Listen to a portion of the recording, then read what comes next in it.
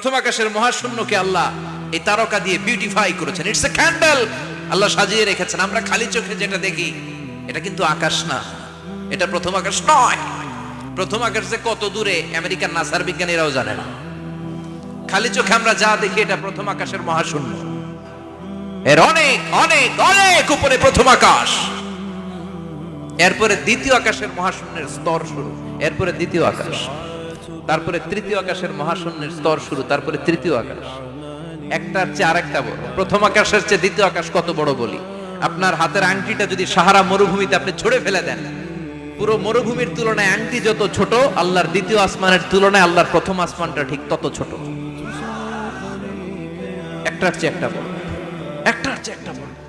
সূর্য দেখে আমরা অবাক হয়ে যাই, 9,30,00,000 মাইল দূরে।